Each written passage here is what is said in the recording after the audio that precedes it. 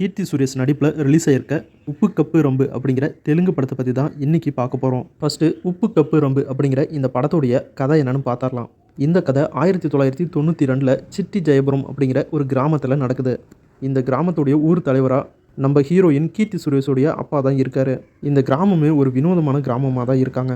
இந்த கிராமத்தில் யாராவது இறந்துட்டாங்கன்னா அவங்கள ஊருக்கு வடக்கு பக்கத்தில் இருக்கிற சுடுகாட்டில் புதைச்சிருவாங்க. புதைக்கிறது மட்டும் இல்லை, அவங்களுடைய கல்லறையில் இவங்க எப்படி இறந்து போனாங்க அப்படிங்கிறதையும் அந்த கல்லறையில் எழுதி வச்சிருவாங்க. இப்போ இந்த ஊர் தலைவர் நம்ம ஹீரோயினோட அப்பா இறந்துட்டாரு.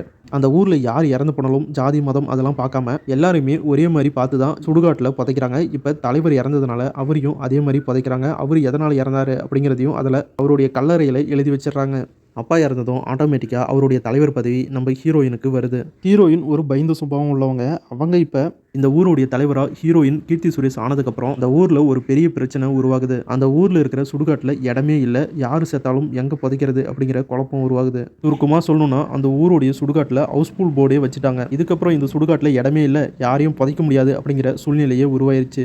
ஊர் தலைவராகவும் ரொம்பவே பயந்த சுபாவமாக இருக்கிற நம்ம ஹீரோயின் கீர்த்தி சுரேஷ் ஊரில் நடக்கிற பிரச்சனைகள், குழப்பங்கள், கோஷ்டி தகராறு அப்படின்னு இது எல்லாத்தையுமே சமாளிச்சுக்கிட்டு ஊரில் இருக்கிற இந்த சுடுகாட்டு பிரச்சனைக்கு ஒரு நிரந்தர தீர்வை கொண்டு வந்தாங்களா, அந்த ஊர் மக்கள் எதிர்பார்க்குற மாதிரி ஒரு நல்ல ஊர் தலைவராக நம்ம ஹீரோயின் கீர்த்தி சுரேஷ் மாறினாங்களா அப்படிங்கிறதெல்லாம் இந்த படத்தை பார்த்து நீங்களே தெரிஞ்சுக்கங்க.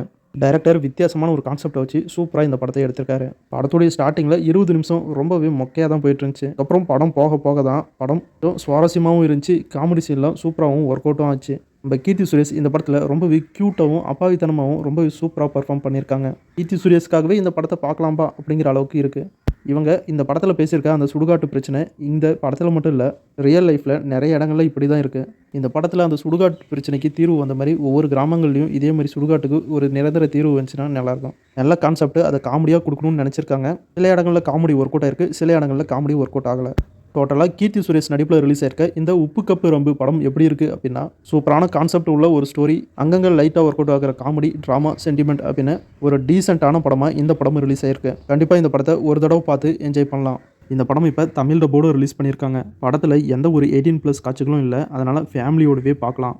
நம்ம கீர்த்தி சுரேஷ்காகவே இந்த படத்தை ஒரு வாட்டி ட்ரை பண்ணி பாருங்கள். வீடியோ பிடிச்சா லைக் பண்ணுங்கள், நம்ம சேனலுக்கு தொடர்ந்து சப்போர்ட் பண்ணுங்கள், சப்ஸ்கிரைப் பண்ணுங்கள். அடுத்த வீடியோவில் சில சுவாரஸ்யமான சினிமா தகவலோட மறுபடியும் உங்களை சந்திக்கிறேன். இது உங்கள் வேல் 10 யூடியூப் சேனல். நான் உங்கள் வேல். தேங்க்யூ.